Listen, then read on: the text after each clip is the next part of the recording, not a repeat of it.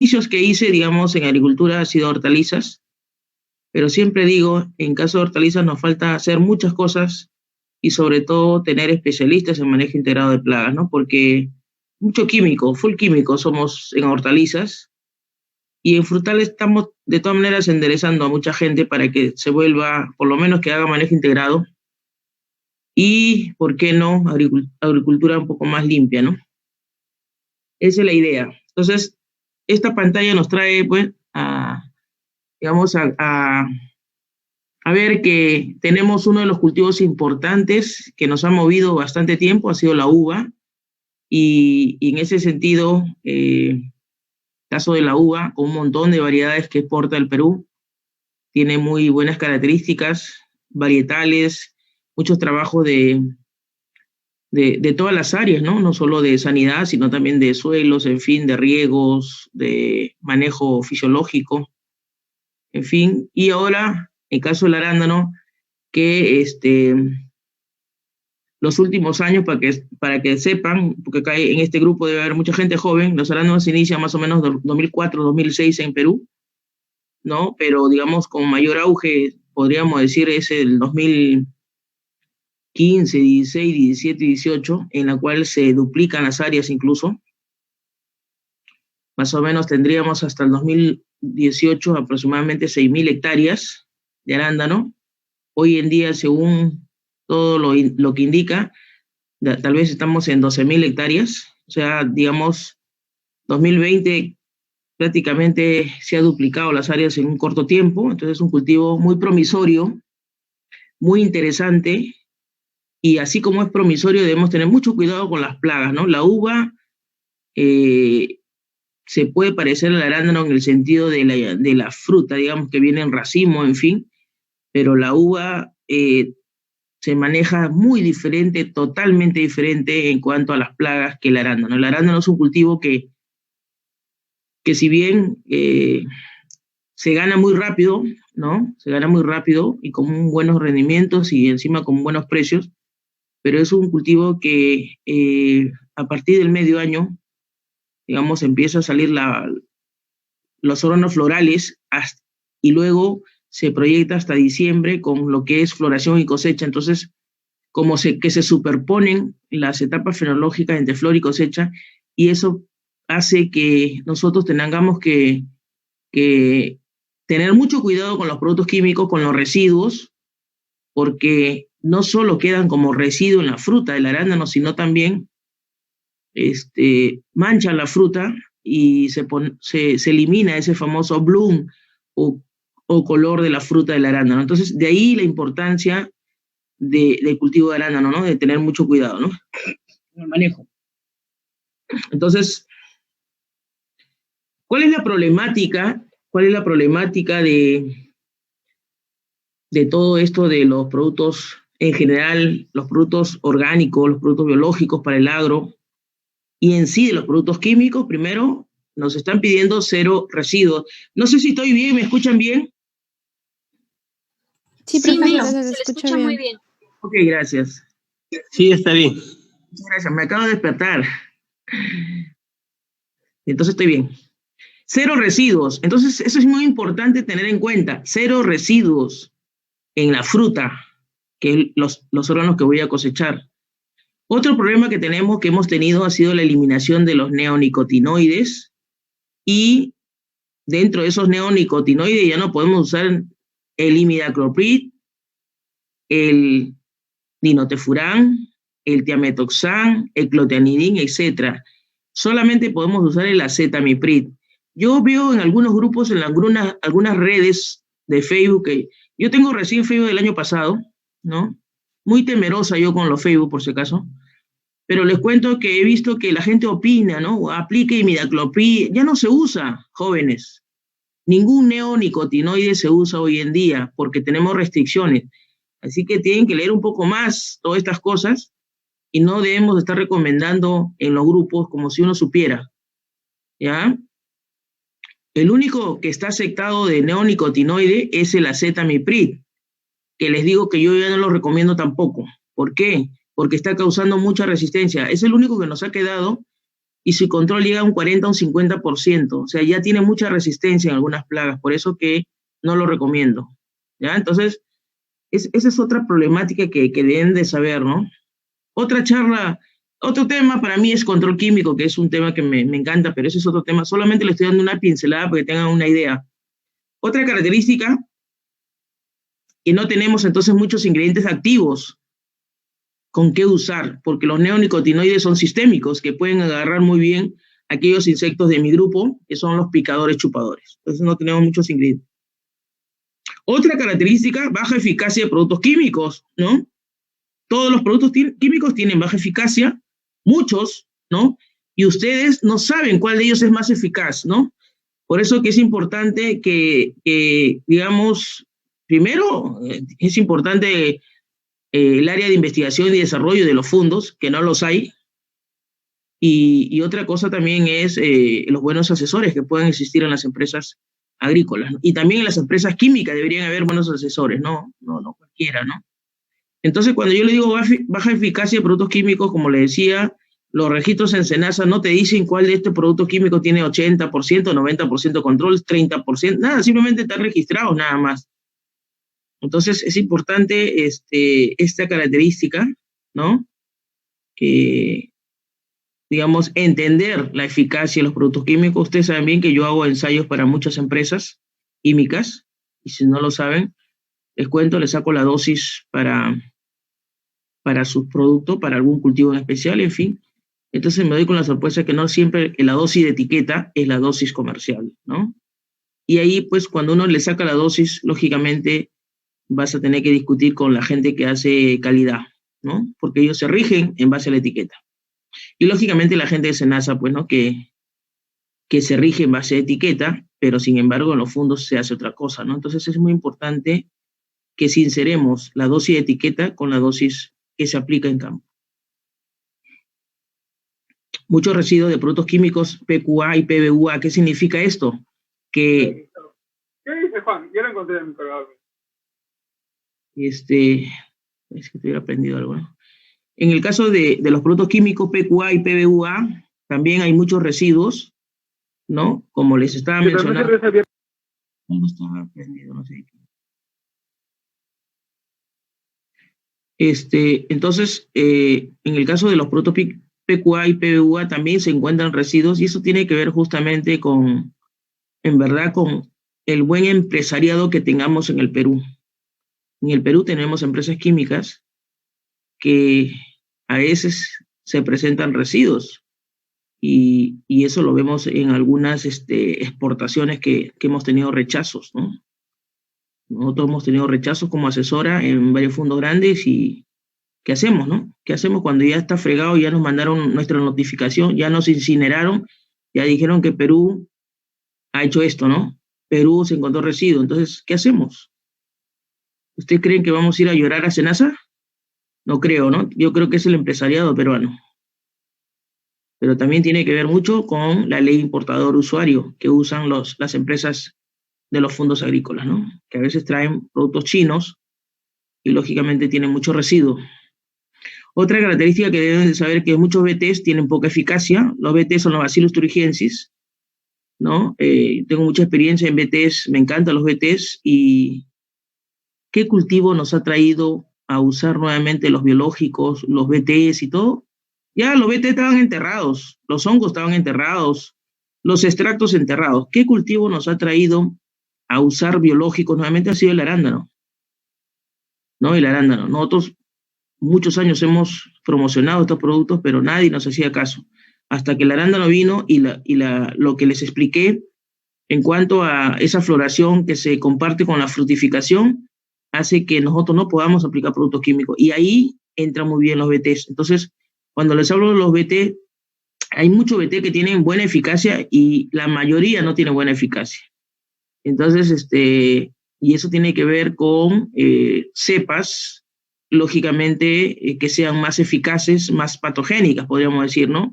Entonces la gente, las empresas químicas registran BTs, bueno, este es un BT y lo voy a registrar, sin ningún concepto, digamos, científico, y al final la dosis es una dosis muy, muy, muy alta, para usar un BT, ¿no? Un BT debe ser usado de 500 a menos gramos por cilindro, ¿no? En caso de hongos entomopatógenos, veo también que han salido muchos laboratorios a nivel de Perú, en fin, del mundo, y están haciendo muchos trabajos de vender hongos entomopatógenos. Les debo decir que en caso de hongos también tenemos poca patogenicidad, poca eficacia de los hongos, porque también sacan cualquier hongo de la noche a la mañana. Creen que producir hongos es meterlo en arroz, centrifugar, calentar, enfriar, en fin, eso no es producción de hongos. Hongos entomopatógenos, primero son cepas bastante estudiadas, bastante con ensayos de eficacia, cepas muy patogénicas, arriba del 80-90% de control, en fin, cepas, como le digo, estudiadas en varios ambientes, reproducidas, pasadas nuevamente por insectos, en fin, ¿no? Entonces, de la noche a la mañana han salido muchas empresas agrícolas o empresas productoras de hongos y no lo están haciendo bien, ¿no? He tenido que parar varias aplicaciones de hongos entomopatógenos porque no tienen eficacia, entonces, y estamos aplicando hongos, pero para los fundos pensando que controlan y hay una esperanza, una falsa esperanza de control, ¿no? Entonces, si yo aplico un hongo entomopatógeno un fin de semana, es lógico que la siguiente semana debe haber bajado la población de cualquier plaga. En este caso, cochinilla, mosca blanca o de repente un escarabajo, en fin. Pero si yo veo que no pasó nada, es que por la pura tiré ese hongo y lógicamente no hay un control, pero hay una falsa expectativa de control. La siguiente semana la población ha crecido, de repente ha duplicado. Entonces es muy importante que esto, se regularice de alguna manera. Yo sé que muchos laboratorios pueden estar registrados en SENASA, pero no tienen las características ni las condiciones, ni siquiera el conocimiento para producir hongos.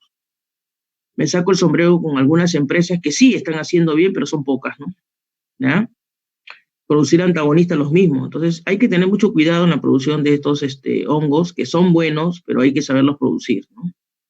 Entonces, cuando alguien me pregunta, ¿y esto funciona o no funciona? No funciona. O sea, por eso le digo, a veces se están aplicando y no está funcionando el hongo, ¿no?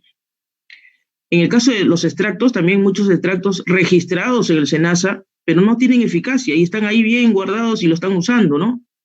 Hay muchos extractos que, casi todos los extractos los he probado, poca eficacia tienen algunos, y algunos tienen la eficacia y al año siguiente no tienen la eficacia, ¿no? Algo pasó, no sé, parece que lo cambiaron, le aplicaron detergente, no sé. Hay algunos extractos que tienen residuos también, entonces hay que tener mucho cuidado hoy en día también, así como los productos químicos, igual con los extractos también hay que tener mucho cuidado por no solo la poca eficacia y los residuos, ¿no? Muchas empresas químicas grandes y pequeñas han tenido problemas de residuos, ¿no? Y productos que no funcionan en general. Entonces, esto también hay que tener mucho cuidado cuando uno use estos tipos de productos, ¿no?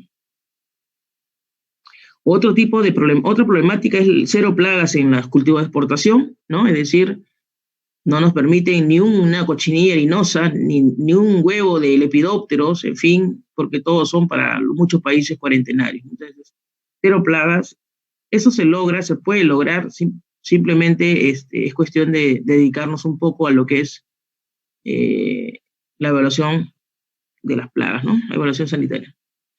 Las plagas son muy agresivas, ¿no? Estamos hablando, por ejemplo, de cultivo de arándano, de uva. La cochinilla harinosa es una plaga muy agresiva. Estamos hablando de granado. La cochinilla harinosa es otra plaga agresiva. Y, en fin, las crezas son plagas agresivas, del palto, de los cítricos, etc. Entonces, estamos hablando con plagas agresivas, no son plagas que se manejan fácilmente, ¿no? Pocos fundos liberan controladores biológicos, ¿no?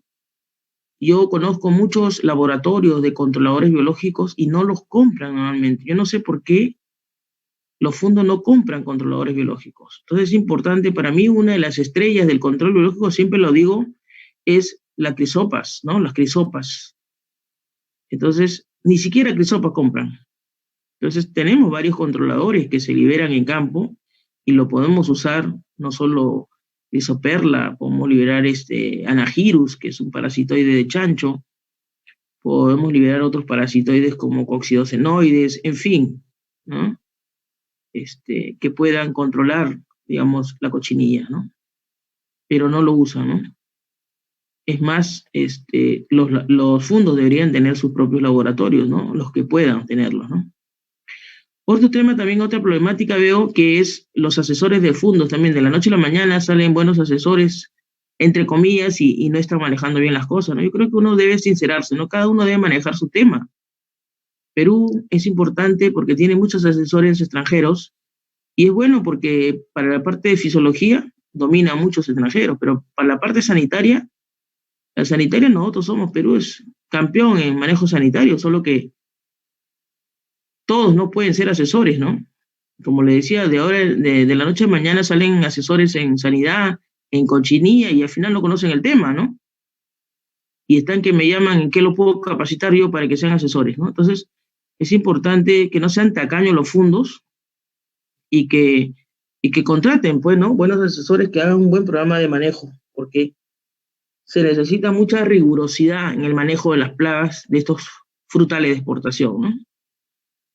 Otra característica también los altos costos de insumos, ¿no? Todo es caro, entonces, como es caro, dice, no, ingeniera, ¿sabes qué? La feromona cuesta muy caro, el extracto cuesta muy caro, mejor voy a comprar químico nomás, ¿no? Entonces usan químicos, y el químico también es caro, y el químico no te controla todo. Entonces, en este manejo de plagas necesitamos el concurso de varias moléculas, ¿no? Y les he dicho que en las moléculas PQA hay pocas, ¿no? Y tenemos que complementar con los extractos, con las feromonas, con las liberaciones, y eso nos va a permitir, lógicamente, tener un mejor manejo y al final una mejor cosecha y una mejor tranquilidad, sobre todo para los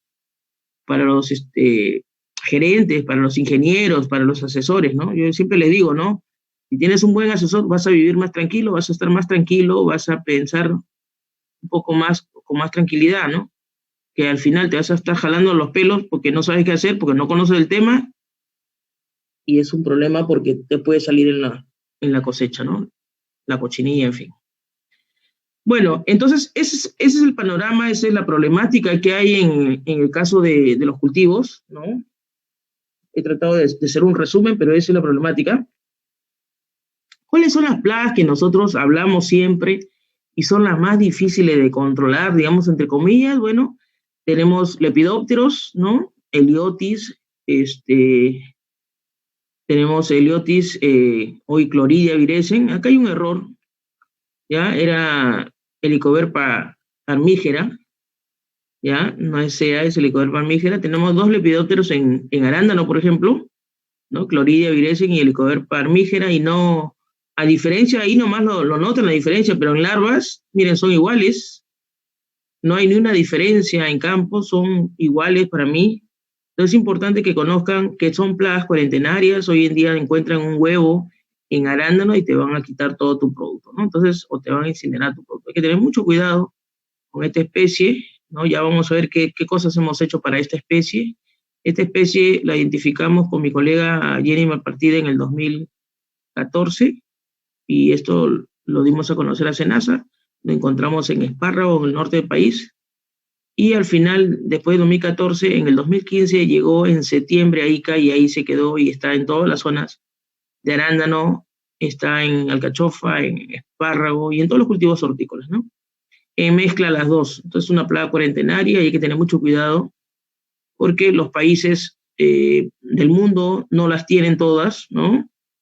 Es muy agresiva, ¿no? Para muchos países, y es por eso que hay que tener mucho cuidado con esta plaga. Otra plaga que tenemos en arándano es Argyrotaenia, que a veces se presenta, ahora también se ha presentado en algunos focos, en algunas partes. ¿Por qué? Porque justo cuando hay esos friajes se presenta Argyrotaenia comiéndose las hojas. Ustedes saben bien que el arándano tiene poquitas hojas, ¿no? 5 mordidas se acabó la hoja, ¿no? Entonces hay que tener mucho cuidado con esta especie. Los trips son problema también en los cultivos frutales, palto, cítrico, arándano, principalmente arándano, ¿no? Abunda por la cantidad de inflorescencias que hay en la parte superior, media, inferior de la planta. Entonces ahí están los trips, siempre insectos muy pequeños, picadores, chupadores, y que en verdad son terribles, ¿no? Yo siempre sueño con los trips, con qué producto voy a matarlo de una forma orgánica, biológica o algo. Así que apenas tenga algo concreto que va a ser muy pronto, se los voy a anunciar, pero siempre no puedo dormir por el 3 por si acaso. Porque es un picador chupador y ustedes saben bien que yo trabajo con picadores chupadores. Y aquel insecto que yo no puedo manejarlo aún, sueño hasta terminar de bajar la población. Entonces, todavía el 3 está base está en mis sueños, ¿no? Bien, otra plaga que tenemos también en los arándanos, un poco en los cítricos, es el pulgón Apis spiroicola. Y bueno, este es más fácil de manejar, ¿no? Tenemos la mosca blanca también en arándano. Es terrible en algunos momentos de arándano, algunas variedades, ¿no? Hay que manejar bien también, Areolodicus, ¿no? Siempre se encuentra en vez de las hojas y al final me mancha la fruta, en fin, o me hace caída de hojas, ¿no? Imagínense estas hojas que se encarrujan, es peligroso, ¿no? Tanto ninfas como pupas y adultos se encuentran normalmente en vez de la hoja, ¿no? La mosca blanca le tengo mucho cariño por la tesis de maestría que hice, ¿no? Bien, miren cómo la hoja la seca, la encarruja, la llena de cera, y finalmente esas hojas caen, ¿no? Otra plaga que también la tenemos y es, digamos, una de las principales plagas que manejo yo como programa de manejo, tengo un programa de manejo integrado para esta plaga, es la cochinilla harinosa. En realidad la cochinilla harinosa es un complejo de especies, muchas. Miren, solo quiero que vean este cuerpo, a veces no me entienden. No sé si se ve con este punto, se ve, ¿no? En el caso de esta cochinilla, miren la cera. A veces me pregunta, ingeniera, yo voy a aplicar un extracto, pero yo lo uso sin adherente. ¿Verdad que me da gana de decirle a esos ingenieros o esos alumnos, sabes qué? Vuelve a matricularte conmigo en entomología agrícola. Todos los productos, ya sea de contacto químico o extracto, tienen que ir con adherente. Y aquel producto, por si acaso, que no lleva adherente, es que tiene algún ingrediente activo químico. Así de simple le digo. O sea, no hay producto químico que no lleve adherente, por si acaso. Y aquel ingeniero que diga que yo aplico sin adherente es porque primero está errado y en segundo, ese extracto tiene un residuo. Así de simple, porque con trampa sí puedo matar. Con trampa verdadera, ¿no? Entonces quiero que vean, miren ese cuerpo grasoso. Por eso que los extractos rebotan si no aplico un buen adherente. Te voy a explicar algo de adherente más adelante, ¿ya? Si hay tiempo. En fin, pero miren ese cuerpo que rebota cuando aplico un extracto. Bien, la cochinilla harinosa son Planococcus, ¿no? Citrificus, hay muchas especies que se van a la uva, al arándano, se van a los cítricos, en fin, hemos hablado mucho que hay hembras, machos. Sí, hice varios trabajos de investigación con alumnos. Acá hay una alumna, Salazar, que hizo la biología, en fin. Tenemos el macho, ¿no? Tenemos los cocones, tenemos las hembras jóvenes, las hembras maduras, en fin, y nos dimos cuenta en esta investigación que el macho copulaba siempre con la hembra, por eso que de ahí sale la idea de la feromona, ¿no? Entonces,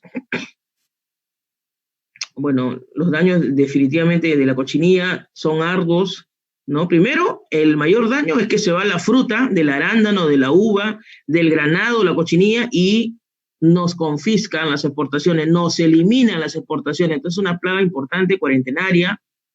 Yo hice un estudio de especies, ¿no? Ojalá Dios quiera tener más tiempo y poder publicar ese artículo. Hasta ahorita no me siento a terminarlo, ¿no?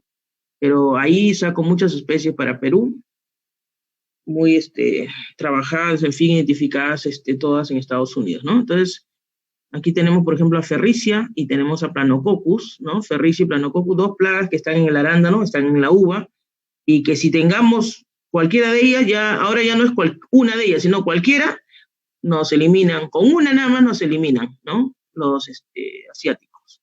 Entonces es importante controlar, en fin, no sé si acá ven los huevos, en fin, ya están ahí escondidos, en fin, en la corteza. Tenemos más fotos, miren, de Planococcus, ¿no? Entonces son Planococcus, acá hay estadios menores, en fin, ahí escondidos, parece que estuvieran muertos, pero están vivos, son fotos de Ica, ¿no? Acá tenemos de la palta, Pseudococcus, en fin. Bien, entonces tenemos plagas de importancia y todas picadores, chupadores, ¿no? Y dentro de ellos también tenemos los lepidópteros. Entonces, mi ponencia no trata de MIP, ¿no? Hay una ponencia de MIP que voy a hacer la próxima semana, ya les alcanzaré tal vez el link, Mi imperionencia más trata de productos biológicos hoy en día, pero le estoy dando unos avances también para que entiendan. Entonces, dentro de estas estrategias de control, ¿no? Tenemos, primero la planta tiene que estar nutrida, ya sea un arándano, una uva, una palta, en fin.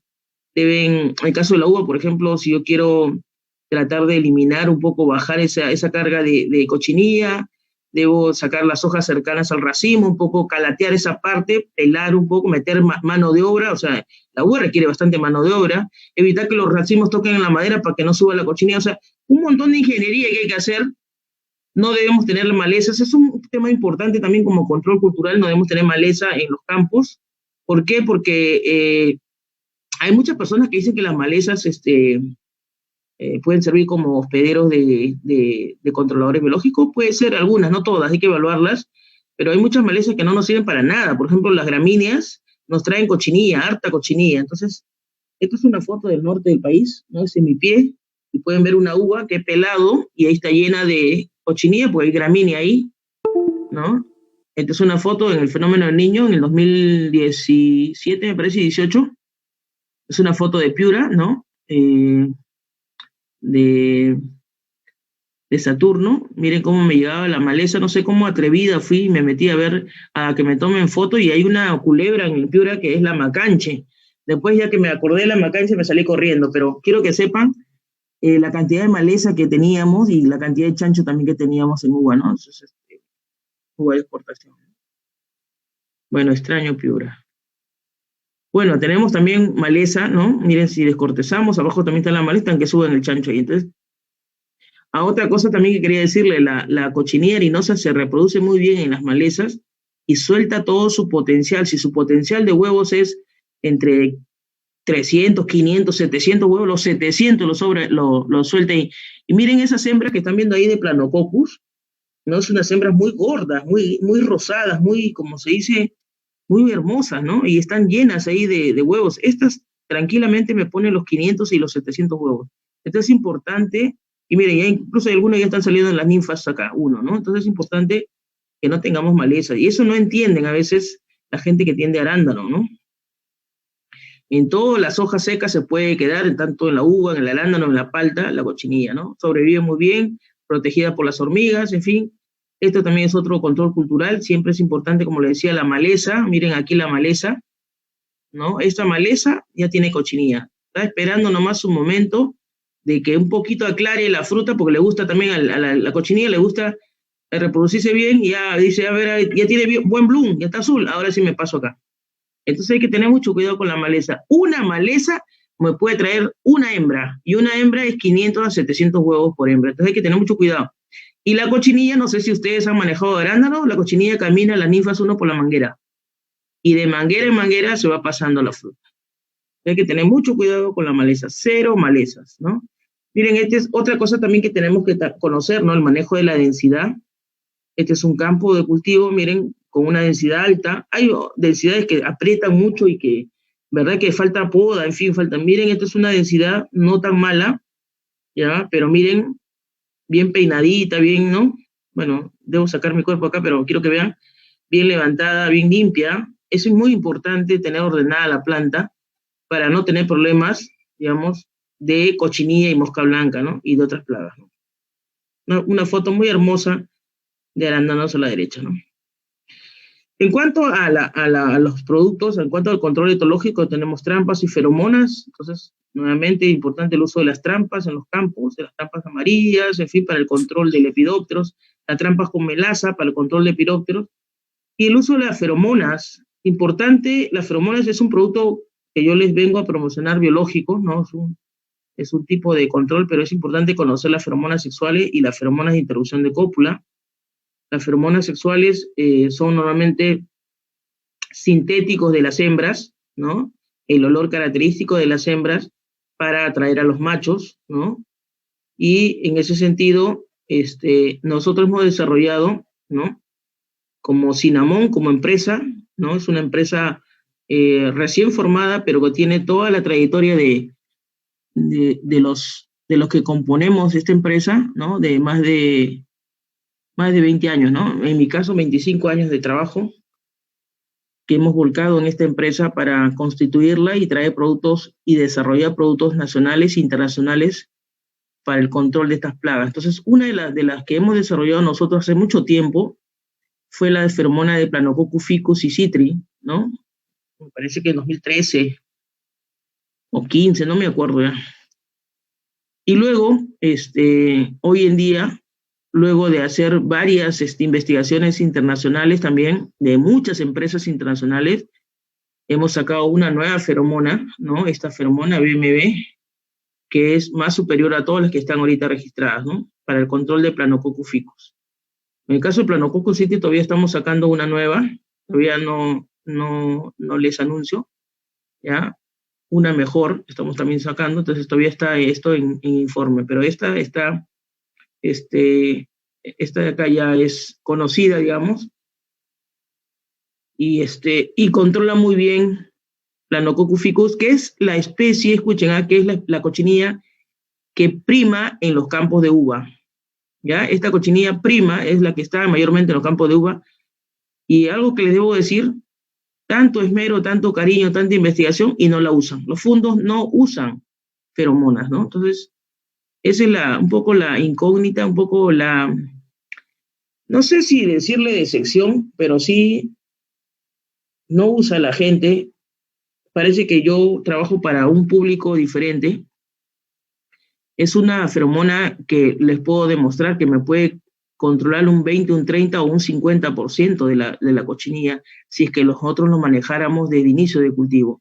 Entonces es importante que lo usemos. No todos lo usan los fundos grandes algunos, y esta cochinilla, por ejemplo, igual tiene las mismas características, 15 feromonas por hectárea, dura 45 días y puedo hacer 3, 4 recambios como quieran. Son 15 por hectárea. Entonces, debemos usarlo, y con eso vamos a bajar enormemente la población de machos. Un macho que caiga tiene una relación de 1 a 9 o 10 hembras. Quiere decir que 10 hembras se van a quedar solas, 10 por 500 huevos. Sacan su cuenta cuántos huevos he evitado que pongan esa captura nomás de ese macho. Ahora, si tengo 3 machos, 5 machos, 10, 15, 20 machos por captura, imagínense cuál es la proporción con respecto a las hembras. Entonces es importante que se use, ¿no? Entonces, pero ojalá pues, ¿no? Ojalá que más usa el norte, casi el sur, donde hay uva, el sur, que es el origen de la cochinilla, de la uva, el sur, me refiero a Ica, y Cachincha no usan mucho feromona, ¿no? Más en el norte, ¿no? Más es en Olmos, en Piura, en algunos fundos, en fin, en Chiclayo, en los fundos casi que yo asesoro, ¿no? Entonces, ojalá que se animen a usar. Estamos sacando una nueva feromona también, bueno, les voy a comentar. Entonces es importante que sepan que esta feromona funciona. Ahí están las capturas de los machos, en fin, ahí está la feromona que viene en ese rulero. Este es un gráfico que lo presentamos hace mucho tiempo, 2016, de una tesis que hizo mi alumno Juan Deza, y este es solamente un tratamiento, estoy mostrando porque esto es parte de una tesis de maestría. Solamente quiero que vean, miren, esta es la captura, ¿no? Con el uso de la feromona para lo que es Planococcus, ¿no? Ficus. Entonces, esta es la curva, digamos, de la cochinilla, de la plaga, de la población, y esta es la de los machos, la captura de los machos. Miren cómo caen los machos, ¿no? 48 machos, 44 machos a la semana, 63, 21, y así puedo tener una curva de machos. Y esta es la población de la plaga. Lógicamente la plaga siempre está más alta, porque recuerden que estamos hablando de ninfas, de hembras, de todo. Recuerden que esta captura de machos debe estar relacionada exclusivamente a la población de hembras, más no a la población total. Entonces estamos viendo ahí, esta es la temperatura, la humedad, y esta también la presencia, la captura de Anagyrus. También tenemos que ver que hay unas capturas de Anagyrus cuando uno usa la feromona. Pero lo que quiero es darles a entender que tenemos población de machos que se captura, y hay una relación de la población de captura con la población del chancho. Este dato de captura, rojo que lo ven, ¿no? Hicimos unos cálculos, recuerdo yo. ¿Cuánto puede eliminar? Miren, eso es muy importante para la gente joven que se está formando y que todavía no tiene muchas nociones de feromonas, pero con este trabajo espero que los convenza, porque a la gente vieja ya no lo puedo convencer. Los machos capturados se acuerdan 48, para que recuerden. 48, 44. Esta curva la estoy dibujando, la roja, 48, 44. Entonces acá está, mire, esta es la curva, ¿sí? La de arriba. Estas serían las hembras que dejaron de copular con estos machos, miren. Y esta es la cantidad de huevos en miles que dejaron de oviponer con las capturas de esa data nomás, de un tratamiento, porque acá hay un tratamiento, nada más, T1. Hay más, solamente les estoy dando una pincelada para que conozcan ustedes. Entonces es importante, ¿cuántos miles de machos, miles de huevos, perdón, dejaron de poner cuando hubo esta captura? Entonces eso es lo que tienen que entender. Hay una relación de machos de 1 a 10, una capacidad, yo estoy poniendo de 500 huevos, pero algunas hembras te ponen 700. Entonces estoy viendo que la pregunta es, ¿los he convencido? Este tema se llama el uso de productos biológicos en la agricultura de exportación. ¿Les he convencido para que usen feromonas? No lo sé, pero me gustaría que sean soñadores como yo. Controla, y se lo digo con toda la claridad, no porque nosotros hayamos desarrollado la feromona como cinnamon, sino tenemos que usar feromonas como es parte del manejo integrado. Entonces la pregunta, ¿van a usar feromonas? Esta pregunta la hice el año pasado, el anteaño pasado, mire, ahorita estamos en 2020 y no seguimos usando feromonas, porque nuestra cabeza es un poco dura y queremos que la ingeniera Mónica le diga solamente cuál es el último producto químico que se usa para cochinilla. Eso nomás quieren saber. ¿Ven? Entonces es importante que sepan que la cochinilla se puede capturar con las feromonas, ¿no? Esta es una foto de Olmos, ¿no? Cuando hemos colocado feromonas, ¿no? Esta es otra feromona del Lepidopteros, que también estamos trabajando. Les cuento que en esta feromona del Lepidopteros había una disyuntiva que le voy a contar en un minuto. ¿Me escuchan bien? ¿Todo está bien o se han dormido? Sí, profesora, le escuchamos perfecto. Gracias. Le contaba que en el caso de feromonas, en el caso de Heliotis y Helicoverpa, que son las plagas más importantes de los arándanos, de la cachofa y del espárrago, yo tenía mucho conocimiento de estas especies, ¿no? Antes de identificarla esta de acá. Recuerden que yo hago taxonomía, por eso que la identificamos para Perú con mi colega de mi partida. Pero les cuento que he tenido toda una historia, ¿no? Pero les voy a contar un pedacito de esa historia. Aparentemente hay un complejo de Heliotis, entonces las feromonas del mundo no funcionan todas para nuestro complejo.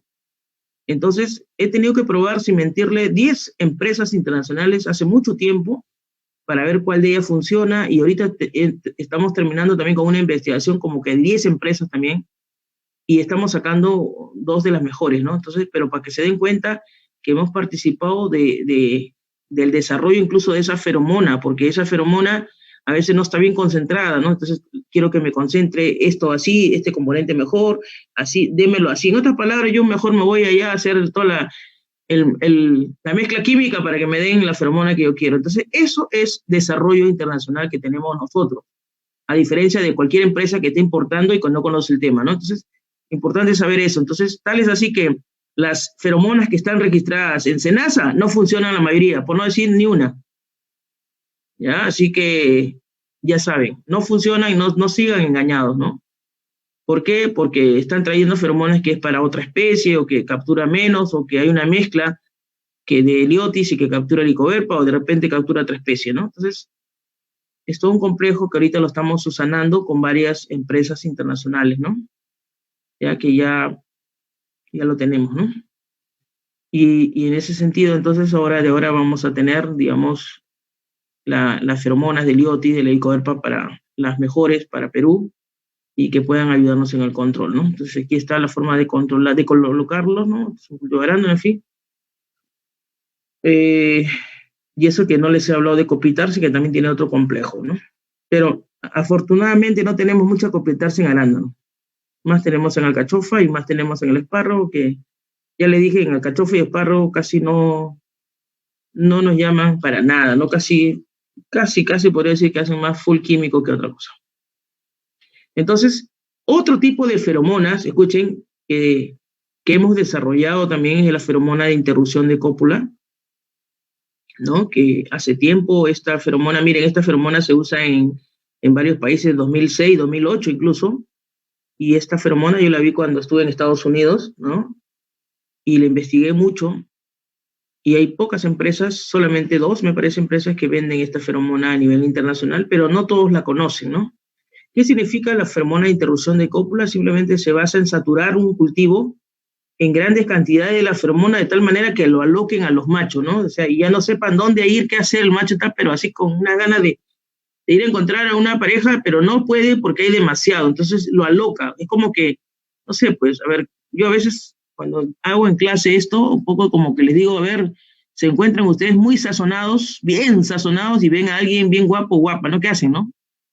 Vas corriendo, te quedas, no sé. Lo mismo en caso de feromonas, ¿no? Están muy alterados porque les ha saturado el olor de la hembra y ellos están, pero, como se dice, a la cacería. Entonces, ¿qué hacen ellos? Prácticamente es una especie de suicidio. Es decir, siguen volando como locos y se pueden ir, ¿no? Porque hay una alteración.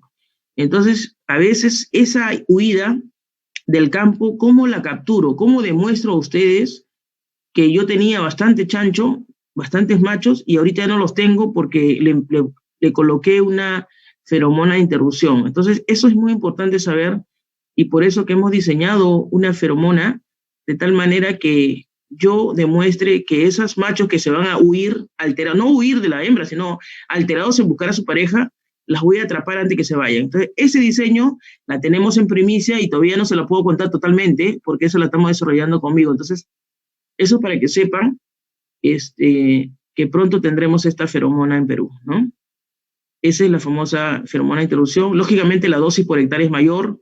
Por ejemplo, si fuera unas 15 feromonas por hectárea de chancho, que la que le he dicho, la de BMB, esta puede ser de repente una cantidad más, ¿no? Pero no es así nomás, quiero que entiendan, saturar. Ah, ya, 15 feromonas, dice la profesora Mónica de Arrea, 15 feromonas, ahora lo voy a poner 30. No, no es así.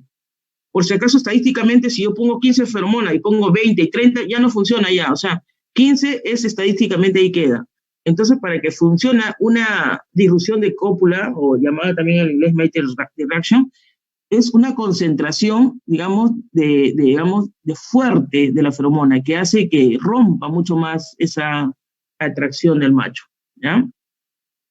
Bueno, eso para que sepa que entonces se está desarrollando la feromona de interrupción para lo que es Planococcus citrificus, y también otras feromonas, pero bueno, no quisiera darle más primicias, solo quiero que sepan que pronto la tendremos.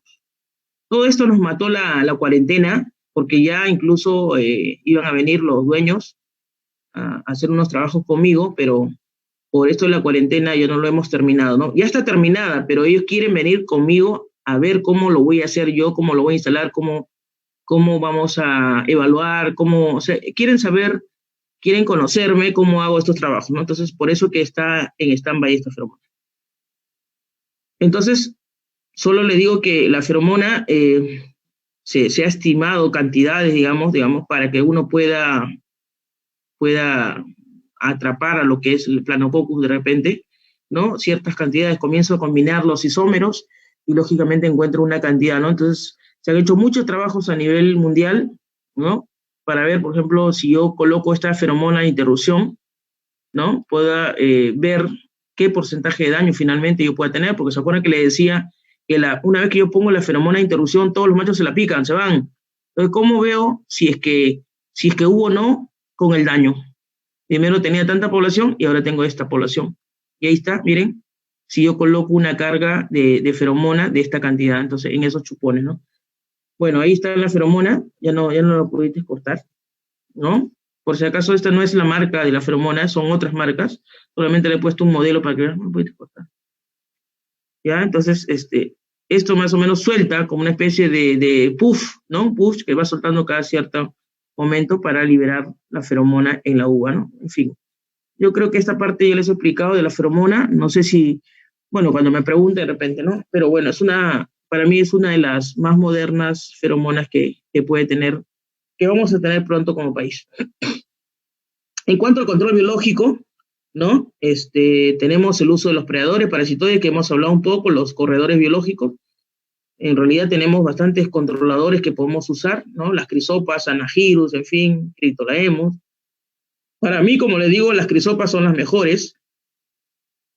¿Por qué? Porque la misma fisiología del insecto hace que sea mejor. Primero, la larva de una crisopa es una larva campodeiforme que corretea a sus presas, lógicamente, y le gusta la cochinilla, así que le gusta la mosca blanca, le gustan los pulgones, o sea, está ahí está en la uva, está en el arándano, lo que pasa es que no la liberamos, ¿no?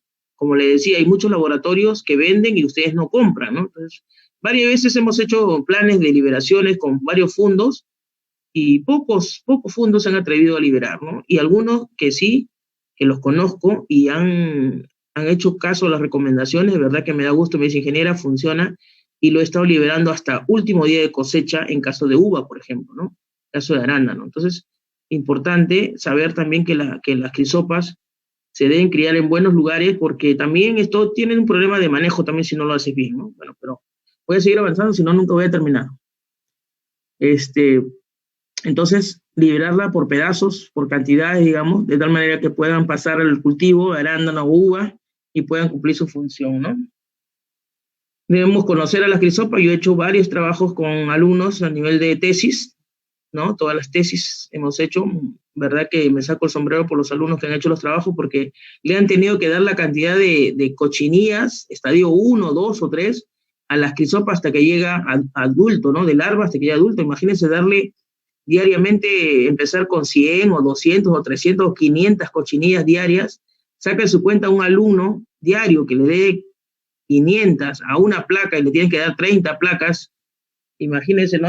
Estarán renegando, pero esa es la función de un alumno de pregrado o de posgrado, ¿no? De hacer un buen aporte para el Perú, ¿no? Entonces hemos hecho varios trabajos de biología y nos falta hacer varios trabajos porque yo tengo varias querezas, tengo varias cochinillas cuarentenarias ahorita, ¿no? Entonces falta hacer varios trabajos de capacidad de predación, ¿no? Pero a veces también necesitamos ayuda económica, ¿no? O sea, necesitamos que el alumno esté tranquilo, tenga sus placas, tenga sus plásticos, ¿no? Y prácticamente todo esto sale del bolsillo. En la universidad no te dan nada, ¿no?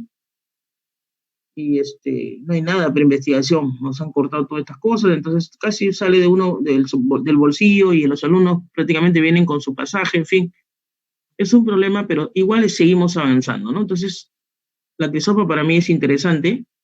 Es un trabajo que hizo una alumna conmigo, Albi Macavilca. Miren la capacidad de predación de puparias del Eurodicus con esta especie de Cerocrisa, ¿no? Ahí tenemos el promedio, digamos, de pupas predadas diarias, ¿no? 100, 200, en fin. La capacidad de predación, ¿no? De Cerocrisa, ¿no? Al tener al darle pupas, la biología de Cerocrisa, ¿no? La biología, podemos ver que tiene, esto es importante para ver el manejo también de la plaga, ¿no? Un ciclo, digamos, de 35 a más o menos 50 días de promedio, ¿sí? Que se incluye el pupario, ¿sí? Pero lo importante es la capacidad de predación que se hizo, ¿no? Esto es Crytolaemus, que también no se usa, en fin. A veces me preguntan por qué Crytolaemus no se ve mucho, en fin, o si tiene una capacidad de predación. Crytolaemus más que nada yo lo veo para el norte, para la costa norte. En Piura lo tenemos bien, más que nada en uva. En arándano, la insolación del arándano es muy fuerte, a diferencia de la uva que tiene una copa, y más lo he visto accionar en la uva, para mí. El arándano tiene un problema de sombra que es muy fuerte y casi no pega, en fin, ¿no? Anajiru para mí también es una estrella, está en toda la uva, todas las zonas de uva, ¿no? Y buen parasitoide, incluso cae en las trampas de las feromonas, ¿no? O sea, hay una respuesta del olor de la hembra o de ese olor que le recuerda a esa hembra para poner Anajiru, por eso que cae, ¿no? Y me da pena cuando cae porque hay mucha abundancia, ¿no? Cuando hay mucha caída, trato de sacar la trampa para colocarla en otro lugar y evitar la caída, ¿no? Pero a pesar que no se libera Anagirus, hay bastante Anagirus en campo. Imagínense cómo sería si liberáramos Anagirus. Y gracias a Dios el clorpirifos que no se usa, porque el clorpirifos me eliminaba todos los Anagirus. Hoy en día lo han sacado, pero yo sé que varios fondos lo siguen usando, así que el clorpirifos ya salió de uso, pero se sigue usando, así que ojalá que se saque porque ningún fosforado debería existir. Miren, ahí están unas fotos muy bonitas, muy interesantes de cómo sale el parasitoide, ¿no? De la cochinilla, ¿no? Un laboratorio que hicimos en el norte, en Saturno, ¿no? Este laboratorio funciona actualmente y era un laboratorio, digamos, que todavía estaba como un cuarto así simple y y bueno, Juan Acevedo, que era el gerente de Asaturno, me dijo qué podemos hacer y así que lo convertimos en un laboratorio y es verdad que me siento orgulloso de ese laboratorio y la gente que trabaja ahí, ¿no? Así que haciendo siempre ciencia.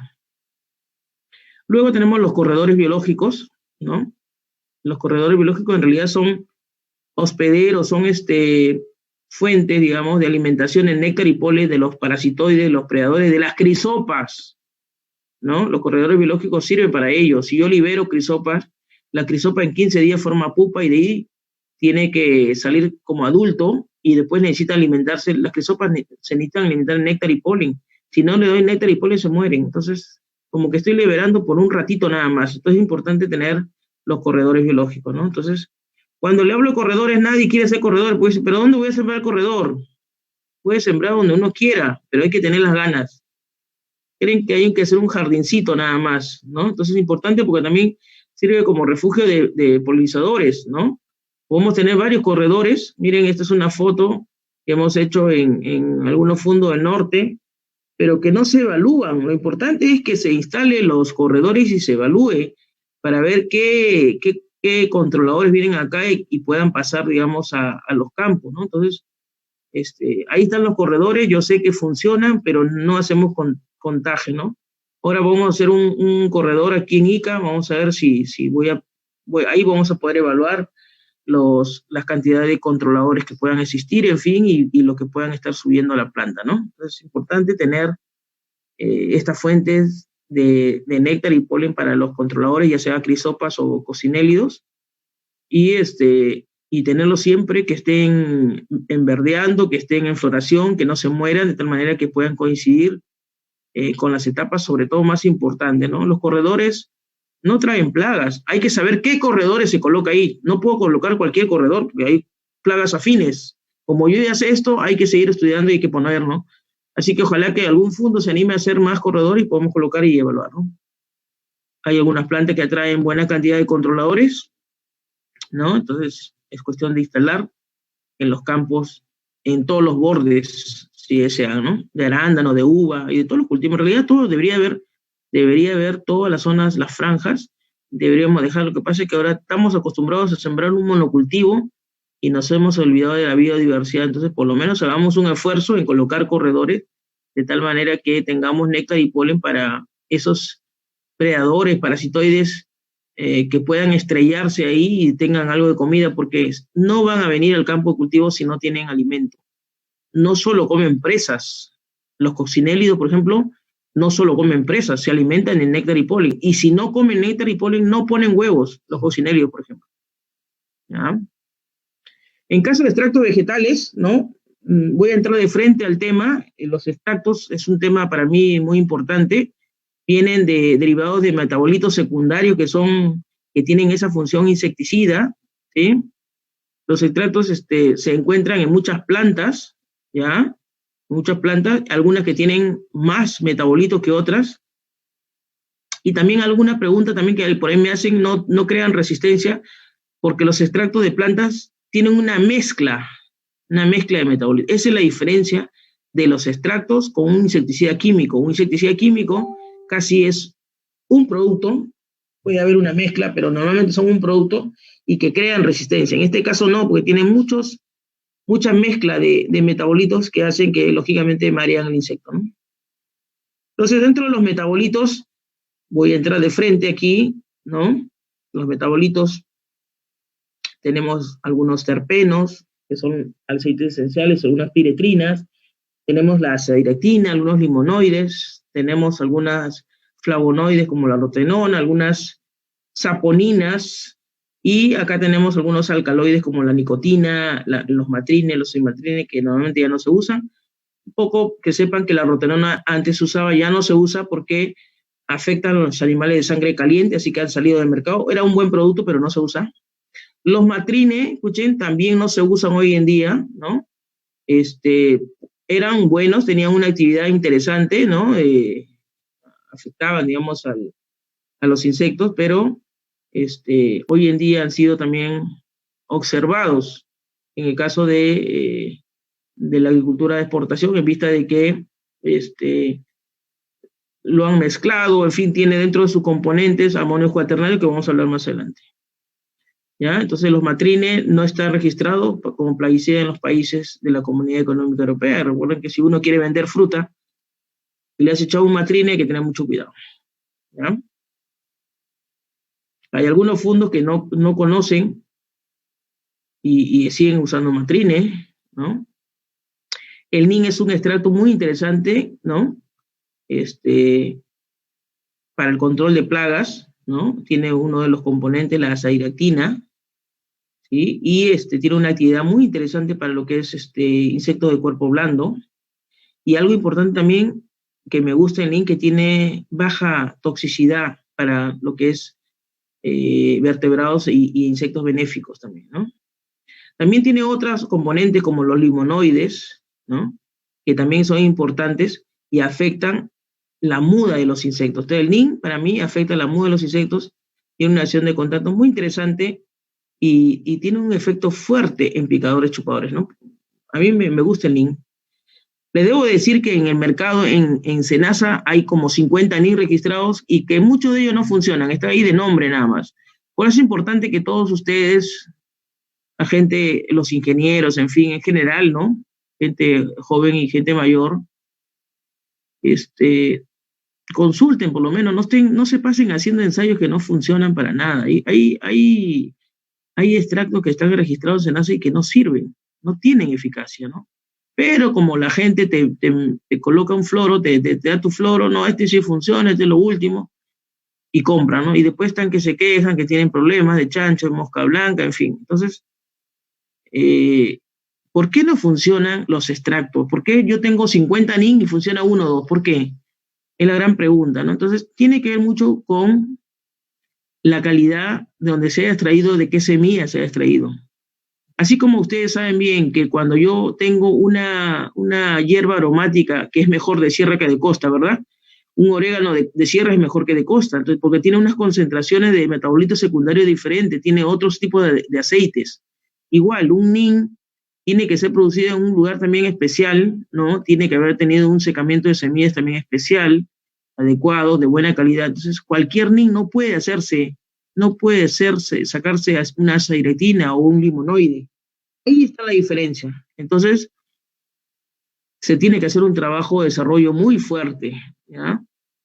Muy fuerte, y eso es lo que hemos desarrollado nosotros como Cinnamon, ¿no? O tenemos un NIN muy interesante, ¿no? Para el control de todas estas plagas de cuerpo blando, pero también tenemos un NIN, digamos, mucho más fuerte, y eso está también en estudio, ahorita lo tenemos en estudio, ¿no? Entonces, con los países de fuera, ¿no? Pero les digo que es un producto muy bueno y que no tiene un efecto, digamos, en los benéficos, que es interesante, ¿no? Tenemos piretrinas naturales también, como el crisantemo, ¿no? Importante la piretrina. Dentro de lo que es la piretrina tenemos el piretro, ¿ya? Y podemos tener también dentro del crisantemo, aparte de la piretrina natural, podemos tener un ácido crisantémico, en fin, una cinerina, una jasmolina, también son parte de ese crisantemo, que este producto es muy importante porque afecta el sistema nervioso. Yo siempre ando buscando cosas que tengan combinación. Por ejemplo, ya les dije que el NIN puede afectar el inhibidor de sintequitina, o sea, la muda. Y si yo ataco un insecto con el cerebro, con el sistema nervioso central, es una piretrina. Entonces, cuando me preguntan ahí, por ahí me preguntan, ingeniera, el extracto, todos los extractos que usted ha probado, que están en el mercado, o lo que ustedes tienen, ¿tienen el mismo control? Yo le digo, sí, tienen el mismo control, pueden tener el mismo control 80, 100%, pero hay algunos que tienen una característica de control, que puede ser, en este caso, sistema nervioso, por ejemplo, una piretrina, ¿ya? Y para cochinilla no me interesa nada, simplemente la mato como un extracto, una piretrina. Un NIN lo mato como un extracto, pero si yo tengo trips, escuchen, si yo tengo trips, el trips no muere con nada, porque el trips tiene su cuerpo más duro, es como una uña. Entonces, ahí necesito un producto que tenga un sistema, que actúe con sistema nervioso. Entonces, ahí me puede funcionar un poco mejor una piretrina, ¿ven? Que puede ser un extracto, pero me funciona con una función doble, no solo de contacto, sino también que tiene un efecto en el sistema nervioso. Por eso que inhibe el canal de sodio, ¿no? En fin. Tenemos la calcicina muy conocida, ¿no? Esto es uno de los primeros extractos que he usado yo. Cuando estaba en la universidad, creo que tendría 29 años, 30 años, empezamos a usar unos extractos y después hemos hecho varios trabajos con alumnos también. O sea, para mí, podría decir que he crecido con la capsaicina, siempre le he tenido cariño. Y tenemos registros en el SENASA, pero varios también están adulterados, ¿no? Tienen algunos residuos, en fin. Entonces, hay que tener mucho cuidado. Algunos ni funcionan, ¿no? Entonces, no siempre lo que está registrado en SENASA funciona, ¿ya? Hay algunas capsaicinas que nosotros hemos hecho, incluso en forma artesanal, ¿no? Lo hemos hecho en un fondo, con la ayuda de varios, ¿no? Varios agrónomos en ese entonces que estábamos asesorando, y uno de mis grandes amigos, César Zapata, con él hemos hecho esta capsaicina, este extracto, y con eso controlábamos la cochinilla también, ¿no? Pero necesitamos alternativas, ¿no? Necesitamos varias que puedan atacar contacto, sistema nervioso, muda, etcétera, etcétera, ¿no? Hay mucha gente que se queja porque la capsaicina no le deja respirar, en fin, ¿no? Pero igual que un producto químico que tiene que estar forrado para aplicar, igual una capsaicina también tiene que estar forrado, ¿no? Entonces, es importante los equipos EPP que uno tiene que usar, ya sea un extracto, ya sea un químico, ¿no? Entonces, es importante que no todos los ajíes, quiero que entiendan, ¿eh? No todos los ajíes que están en el mercado funcionan. Tiene que tener un grado hasta mayor y tiene que ser un buen tipo de ají. Y otra cosa también recordar que cualquier producto de este tipo, y otra cosa antes que me olvide, cualquier producto de estos plantas, estos extractos, tiene que ser producido de una manera lo más natural que se pueda. Yo no puedo estar aplicando producto químico a un ají y después usarlo como una capsaicina, porque si no me va a salir residuo.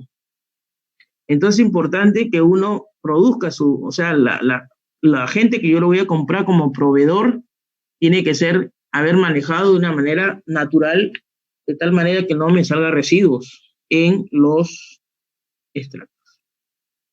Otro producto también que me interesa, también que me gusta, es la canela, ¿no?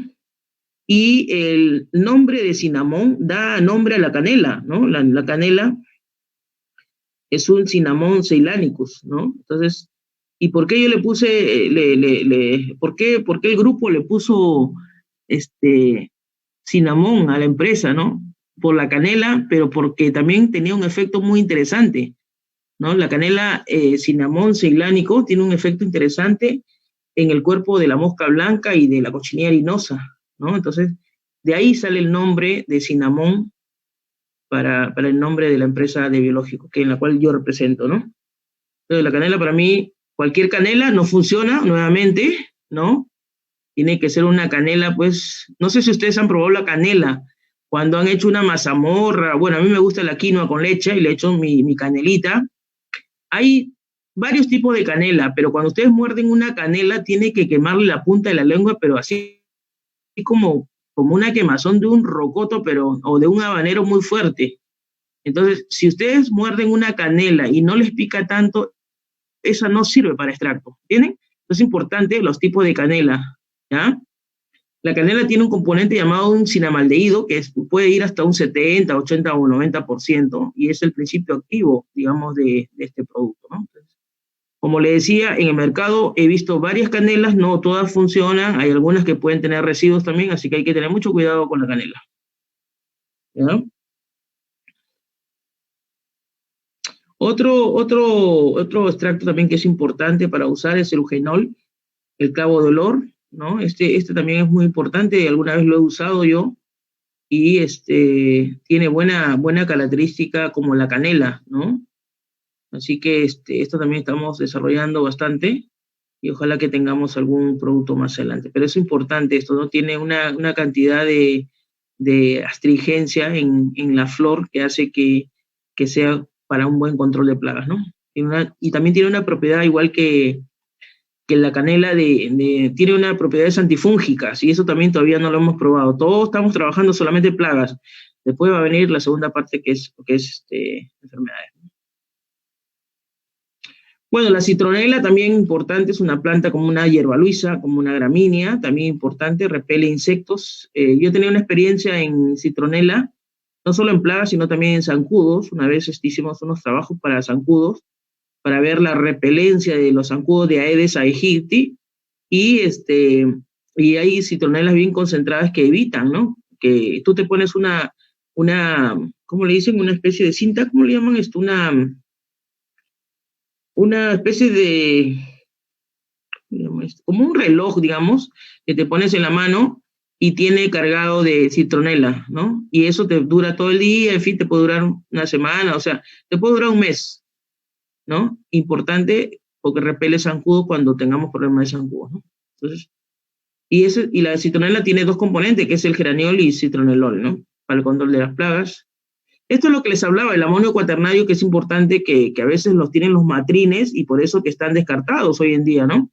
Este amonio, para que sepan, es como la lejía, se sacó de los desinfectantes del piso, esos POET, eso se sacó, y de ahí este amonio ha pasado a ser ha funcionado como un tensioactivo, por eso que lo pongo bien grande, en los extractos. Entonces lo han usado como una especie de suspensores de los extractos, como que para que se queden ahí suspendidos y no se precipiten. Pero este amonio cuaternario tiene dos componentes, ¿no? Que es didecil y benzalconín.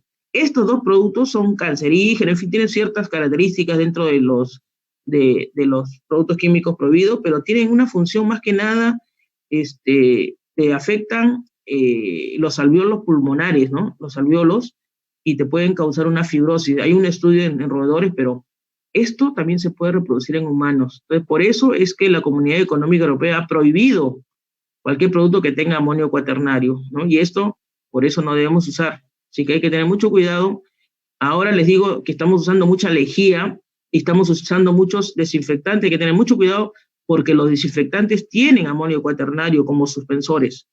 Ahora, imagínense aquellos que compran unos desinfectantes los más baratos. ¿Visto cuando pasa unos señores que tienen unos desinfectantes que tienen de todos los colores? Entonces, esos son mucho más baratos. Imagínense qué tipo estarán aplicando ahí. Entonces, yo particularmente le diría que no usemos desinfectantes. Hasta la lejía nos daña los alvéolos. Hasta la lejía puede ser como un COVID, porque nos daña los alvéolos. Pero no tenemos otra como desinfectante. Entonces, ya no usemos nada, simplemente no se usa la lejía con el detergente, solamente lejía pasar el trapo en el piso, pero ya no usar desinfectante, ¿no? Y ojalá que pasen la voz también a sus amigos, a sus amistades, no debemos usar desinfectante porque esos desinfectantes tienen el amonio, y eso no sé si ustedes se han dado cuenta cuando barren, o sea, no se han dado cuenta que lo respiran y se le llega hasta el cerebro. ¿Cuántas neuronas estarán muriendo con estos desinfectantes? En fin. En cuanto a las recomendaciones de uso de plaguicidas, primero hay que hacer una buena calibración, tenemos que saber bien cuáles son los volúmenes por cultivo y fenología, ¿no? Debemos mojar la planta con una buena presión si yo quiero usar si quiero usar extractos. Yo pienso que SENASA debería examinar más los productos comerciales y debe mandarlos al laboratorio para ver si tienen residuos, así de simple. Eso hemos conversado, pero ojalá, pues, ¿no? Estudiar la eficacia de productos en laboratorio y campo para determinar dosis. Algo que las empresas normalmente hacen es determinar ensayos de eficacia, pero en campo. Yo pienso que un ensayo debe ser determinado también en laboratorio para ver el ajuste que uno pueda tener, y de ahí nomás el laboratorio decir, ¿sabes qué? Funciona o no funciona, y mandarlo a campo. En fin. Hay que emplear, como le dije, equipos de protección, tanto para químicos como para extractos. Esta es una foto que quería mostrarle, miren, importante usar la presión que pueda tener una máquina para poder aplicar mis extractos, ¿no? Yo puedo tener un buen extracto, pero no tengo un buen adherente. O puede tener un extracto malo y no tengo un buen adherente. O tengo extracto bueno y no tengo una buena máquina. Entonces es importante la presión que yo pueda tener, ¿no? Por ejemplo, miren, esto es una foto. Esto no sirve, no me sirve esta máquina, no me sirve esta máquina. Esta máquina sí me sirve porque tiene una pistola, tiene mayor presión. Entonces es muy importante los equipos de aplicación que uno use, ¿no? Uno gana Uno gana en el cultivo de arándano gana plata, así como gana hay que comprarse pistolas estacionarias, en fin, ¿no? Siempre le digo eso, ¿no? En los fondos que yo trabajo, ¿no?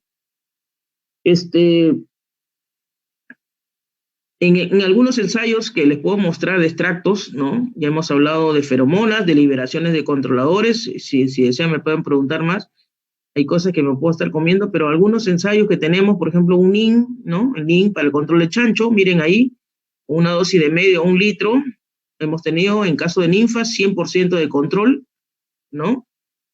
Los NIN que hemos desarrollado nosotros, los extractos de NIN, para hembras jóvenes tienen un control de 50%, no está mal. En campo tenemos otros resultados también, vamos a ver ahorita, un extracto de cítrico y caranja, que también hemos desarrollado como cinnamon, ¿no?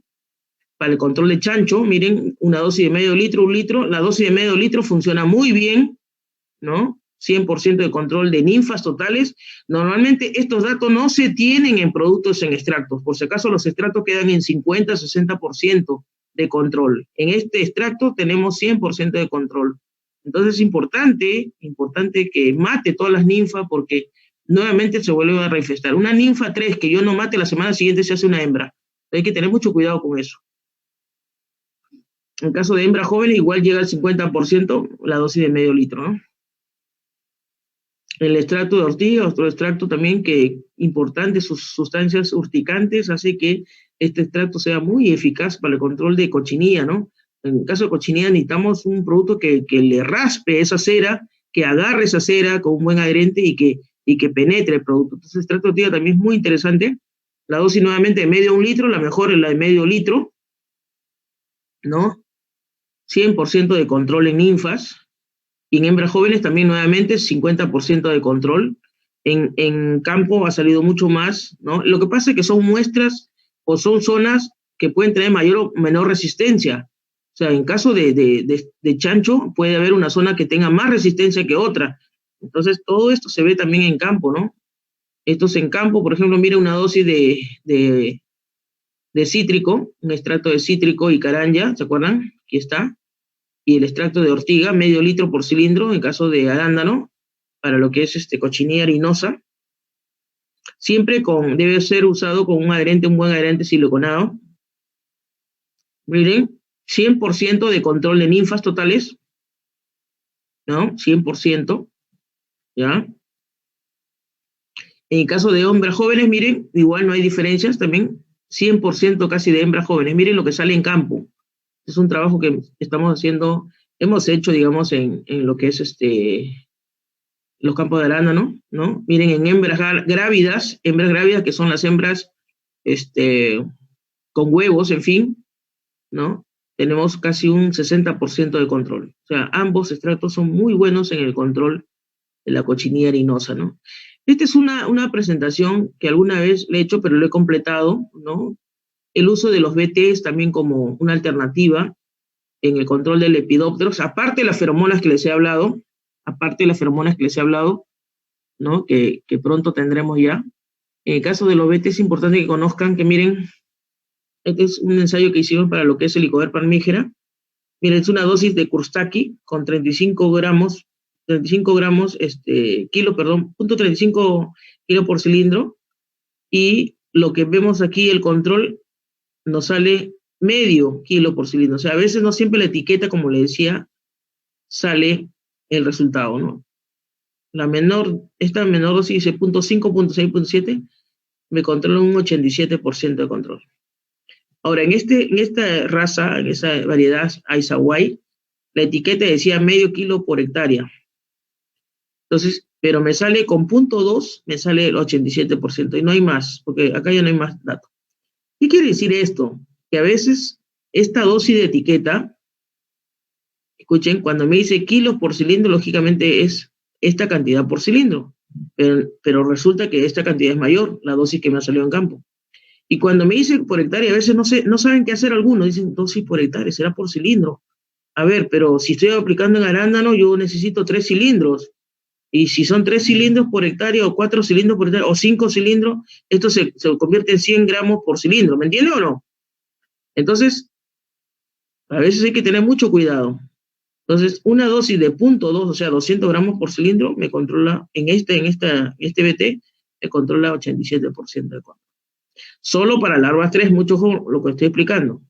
Y por ejemplo, esta variedad Kustaki, otra Kustaki esta, su dosis es 0.5, miren, según etiqueta, pero la dosis que sale de control la máxima y no llega ni siquiera al 60% de control. Entonces, hay que tener mucho cuidado con los BTs. Como yo le decía, los mejores BTs tienen que ser de menos de 500, pero tienen que tener hasta el tercer estadio. Si fuera el cuarto estadio, esta dosis cambia totalmente. Por eso es importante que cuando uno usa el BT, tiene que ser usado primero en las tardes, en la noche, y debe ser un buen BT, no cualquier BT.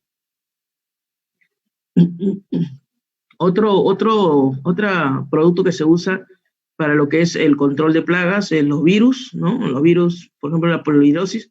En este caso hay que tener mucha paciencia, los virus son más lentos, miren, puede tener un 87% de control, casi un 90%, ¿no? A una dosis, digamos, de 400 gramos por cilindro, pero hay que esperar, miren, los 10 días, hay que tener mucho cuidado, en larva 3 a los 10 días, y en larva 4 puede ser hasta los 14 días, y desde el primer día que el insecto come el virus, come la hoja, está afectado, no come ya, ahí queda y va a empezar a morir, pero lentamente, ¿no? Entonces, mire, ¿cuántos días tenemos que esperar para que muera una larva de cuarto estadio versus la anterior?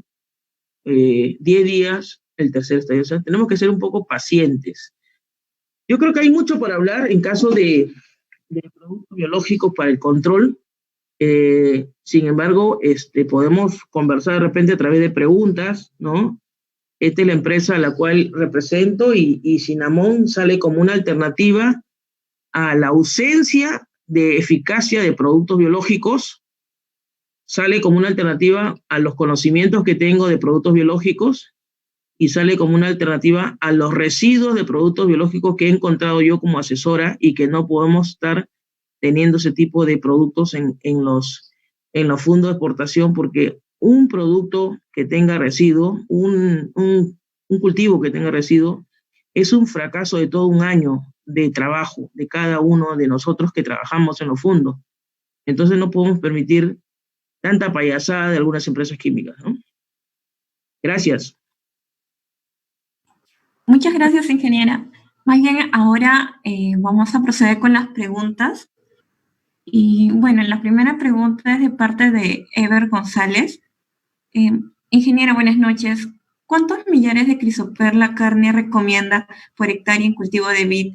¿Y en qué estado del insecto se puede realizar las respectivas liberaciones para el control del chanchito blanco? Bien, en el caso de las liberaciones yo puedo liberar 30 millares por hectárea, ¿ya? Y lo puedo hacer desde cualquier momento. Lo que pasa es que las crisopas siempre necesitan tener una baja población, porque si yo le doy en poscosecha, por ejemplo, hay una alta población y las crisopas se van a enchanchar y no va a bajar toda la población. En otras palabras, le estoy dando por las puras porque va a sobrar población de plagas, de cochinilla, y van a seguir reproduciéndose. Entonces, mejor hago mi plan de manejo, bajo la población, y luego cuando hay población baja, recién libero crisopa. Entonces, yo calculo que eso se puede hacer. Yo lo haría cuando se haga otro tipo de manejo, sueño con otro tipo de manejo, pero mientras tanto ahorita con químico, se tiene que hacer después de la poda, brote de 20, 30, empezar las liberaciones hasta el final de la uva. Y siempre se libera en etapa de huevo, porque es, digamos, la larva 1, 2 y 3, 4 son las que se alimentan de presas. Entonces tiene que ser en huevo y siempre comprar, como le digo, en laboratorios de calidad, ¿no? Hay varios laboratorios, ¿no? Gracias, profesora. La siguiente pregunta es de Hugo Castillo. Quisiera saber cuánto reduce o afecta a la población de Anagirus las aplicaciones de fungicidas para oidio y mildio en el cultivo de vid. No te entendí la pregunta. Ya, voy a repetir. Pregunta, ¿cuánto reduce o afecta a la población de Anagirus las aplicaciones fungicidas en el cultivo de vid? Ok. Bueno, va a depender, las aplicaciones fungicidas van a depender de las moléculas que se estén aplicando, ¿no? Si tienen moléculas que tengan relacionadas con hongos, digamos, que puedan afectar quitina, le pueden afectar a Anagirus, ¿no? Digamos. Pero normalmente no le afecta, ¿ya? Solo cuando tengan ese tipo de productos. ¿Ok? Sí, gracias. La siguiente pregunta es de Moisés Herencia. Pregunta, cuando mencionó algo de los neonicotinoides para el tema de abejas, ¿hay fungicidas que también pueden afectar a las abejas, matarlas? Pueden haber fungicidas, sí, claro que sí. Todo lo que estén relacionados, como te digo, con lo que es quitina, pueden afectar, ¿no? Normalmente lo que tengan que afectar a hongos, ¿ya? En el caso de abejas, todos los neonicotinoides afectan, escuchan, todos los piretroides le afectan, las espinocinas, o sea, espinosad, por más orgánico que sea, le afecta, ¿ya? O sea, eso tenemos que tener en cuenta. Este, Todo le afecta, ¿no? Incluso el espíritu de Tamat, el momento le afecta, por si acaso. Todo le afecta. Okay. Muchas gracias. La siguiente pregunta también es de Hugo Castillo. Pregunta, ¿qué productos biológicos recomendaría para el control de la Mospalpus lignocellus en el cultivo de espárrago? ¿Y tiene experiencia con cultivos trampa? Ya. En el caso de las Mopalpus, lo que se puede usar, primero es un manejo de las Mopalpus porque se presenta en espárrago, ¿ya?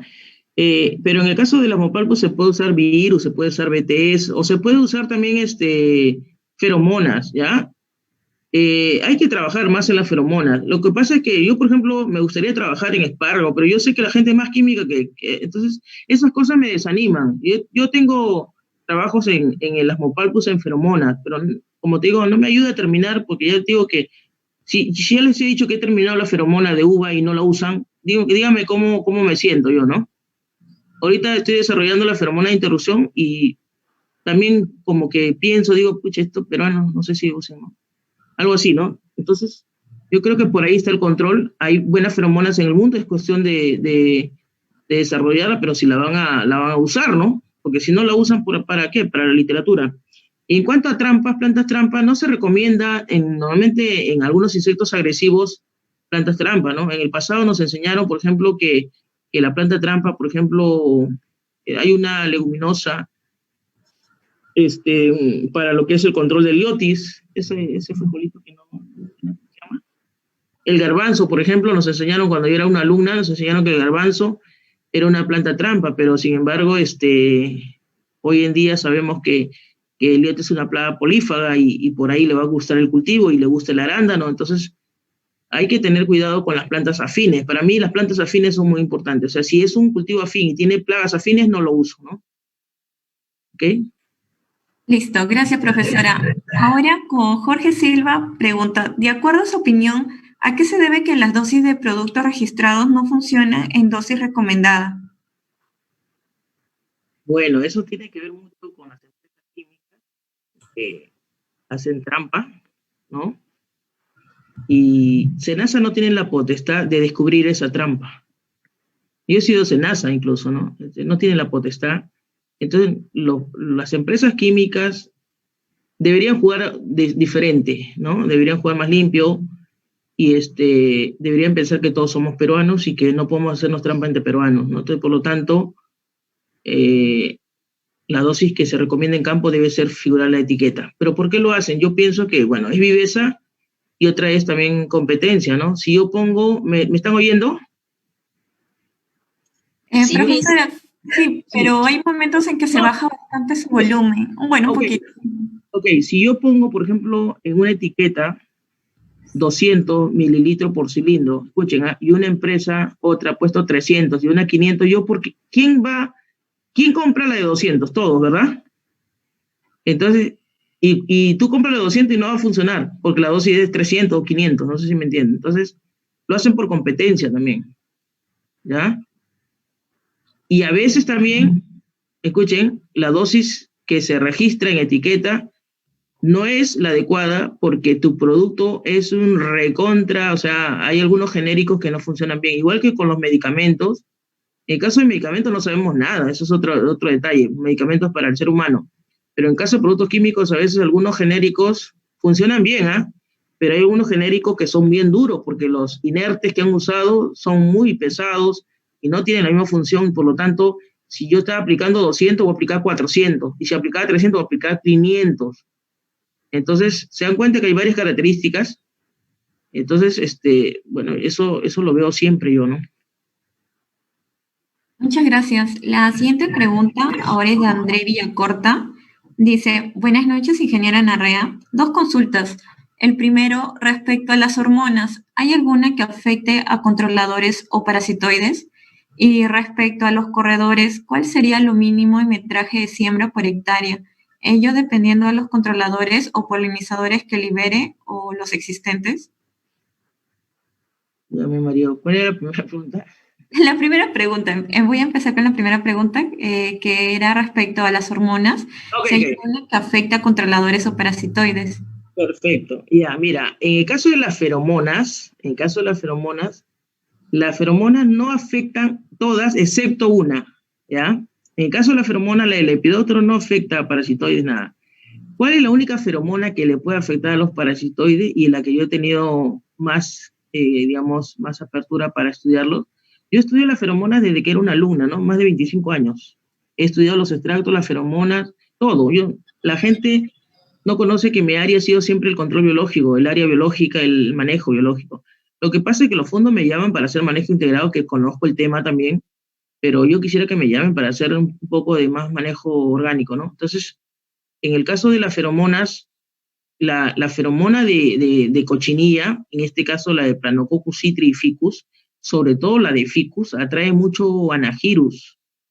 Y ahí he estudiado un poco esa parte y hay una coevolución en caso de anagirus con Planococcus ficus. En el mundo, por si acaso, en el mundo, si tú preguntas a un gringo, le dices si conoces a Planococcus ficus en el inglés, bueno, Melibac, este, te van a decir qué es Planococcus ficus, ¿ya? No conocen a Planococcus citri, ellos piensan que citri está en los cítricos, pero yo les cuento que ahí están los dos, ¿no? Entonces, ellos más se basan en ficus, porque en sus uvas está más ficus. En Latinoamérica se está citri y ficus, ¿no? Y en algunos países. Entonces,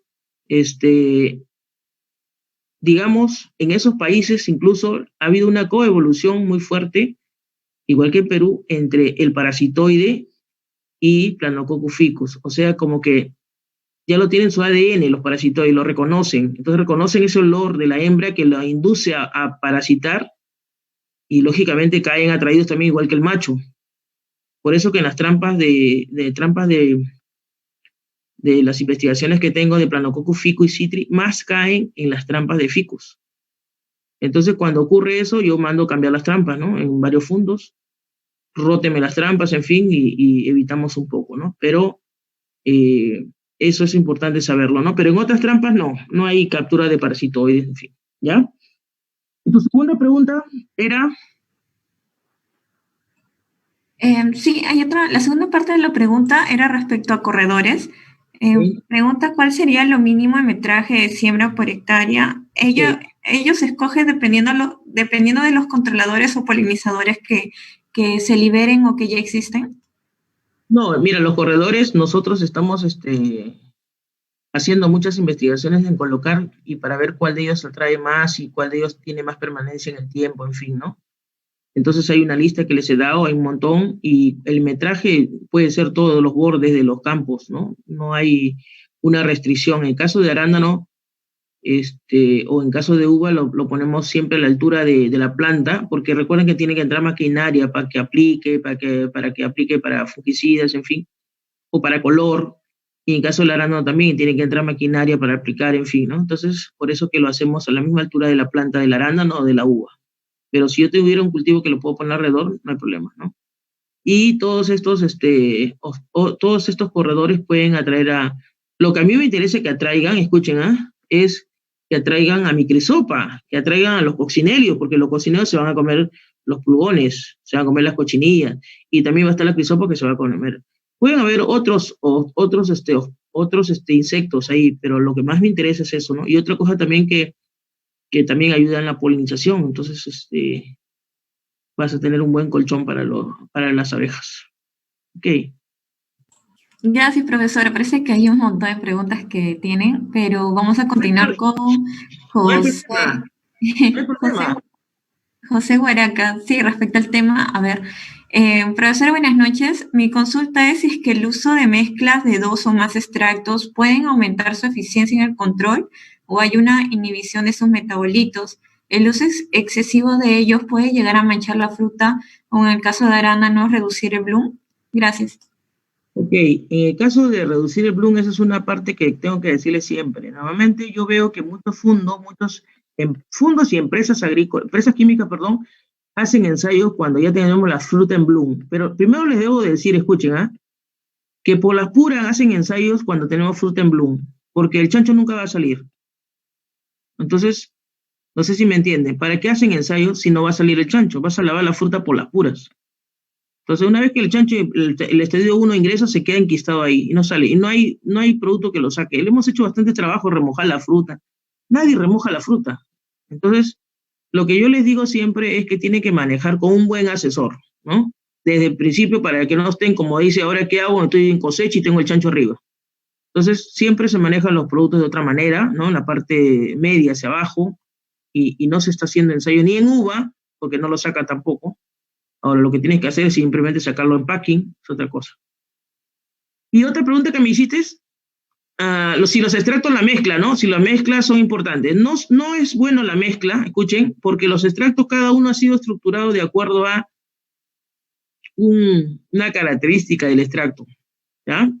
El extracto, por ejemplo, el NIN tiene sus propios componentes, el extracto de ortiga tiene sus propios componentes y no se mezclan, porque pueden precipitar, ¿ya?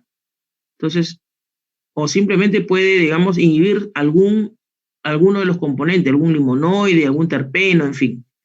No se recomienda. Es más, para que sepan, yo no recomiendo mezcla de químicos, ¿ya? No sé cuál es el sentido. En caso de insecticidas estoy hablando, No estoy hablando en caso de fungicidas, es otra cosa, eso no es mi tema, yo soy entomóloga. En caso de insecticidas, acaricidas, yo no recomiendo mezclas, porque solito funciona. ¿Para qué una mezcla? Se supone que una mezcla es para tener un plus.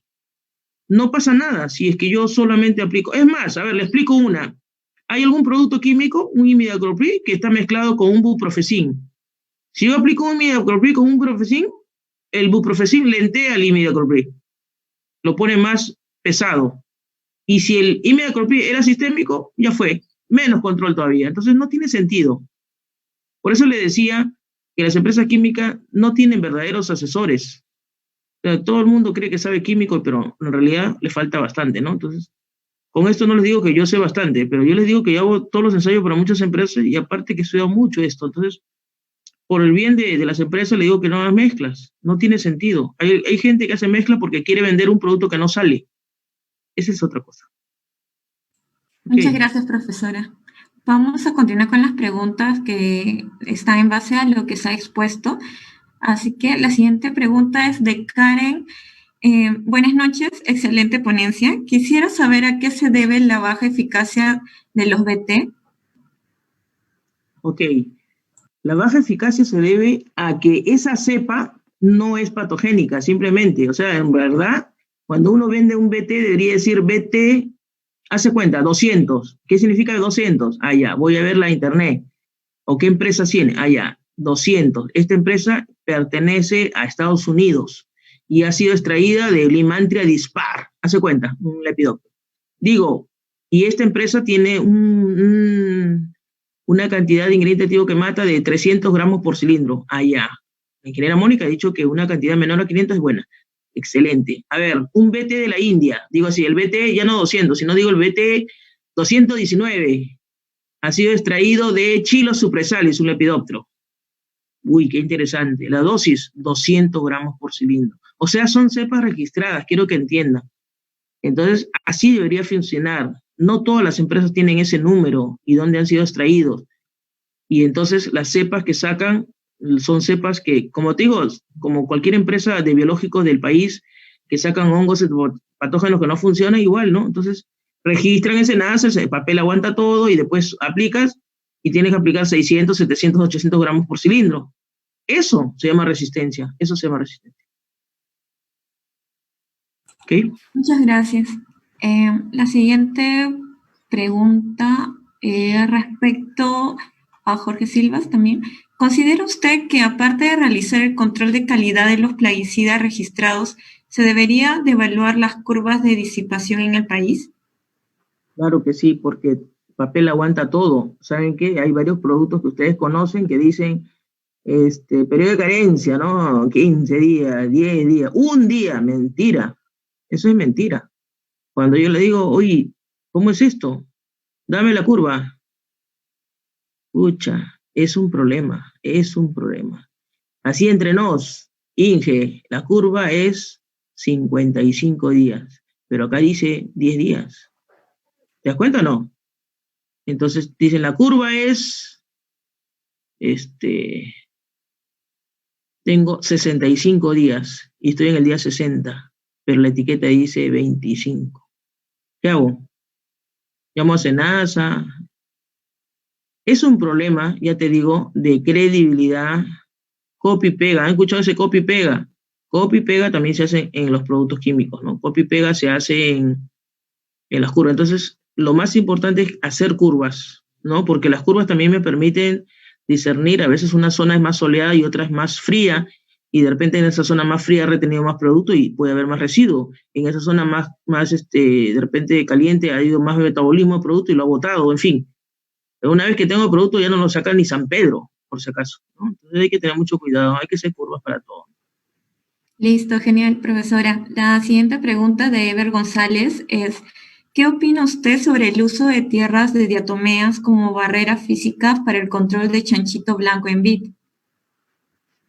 Bueno, yo no recomiendo eso, eso no funciona, ¿ya? Hay varios que usan eso y yo la verdad que no lo hemos hecho por si acaso, lo hemos hecho en algunos fondos, no funciona y no sé quién trasnochado ha querido hacer eso y hay cosas que no funcionan y lo que pasa es que hay gente que quiere salir a la palestra como asesor y trata de sacar algo y comienza a mandar a los Facebook y comienza el WhatsApp y comienza, ¿no? Por eso le decía, hay muchos asesores que no conocen el tema y se han puesto la etiqueta, ¿no? De asesores, ¿no? Yo le digo que eso no funciona, esa tierra se seca y la hormiga sube con su chancho en la espalda, ¿no? Entonces no funciona. Entonces, ¿para qué les voy a decir que usen eso? O sea, yo siempre quiero encontrar algo promisorio para el control del chancho, que es mi plaga número 1, pero no puedo estar recomendando cosas que no es, ¿verdad? Entonces no funciona eso, para nada. Gracias. Ahora creo que va a ser las últimas preguntas que vamos a estar leyendo. Okay. De parte de Fiorella Vilches, buenas noches, ingeniera. Primera pregunta, ¿por qué la eficacia de los extractos se da en 24 horas, 48 y 72 horas? ¿A qué se debe esa variable? ¿Se debe a la manera de aplicación o a factores externos? Creo que lo voy a dejar ahí porque la segunda pregunta también está relacionada. Ok, los extractos no todos funcionan a las 24 horas. Hay algunos que funcionan a las 48, otros a las 72 horas. Ya, nosotros hemos desarrollado extractos que funcionen de frente a las 24 y 48 horas. Y tiene que ver mucho con la calidad de producto. ¿Se acuerda que le dije? No solo es la concentración. Por ejemplo, yo puedo tener un ají, escuchen, 40% y 5 competencias 40%. No es eso, es el tipo de ají. El tipo de ají que tenga el grado Scoville y la calidad de los compuestos que han sido usados en ese formulado. De tal manera que sean, digamos, que tengan cargas, ¿no? De tal manera que puedan agarrar la piel, sobre todo, del insecto, en este caso los grasosos.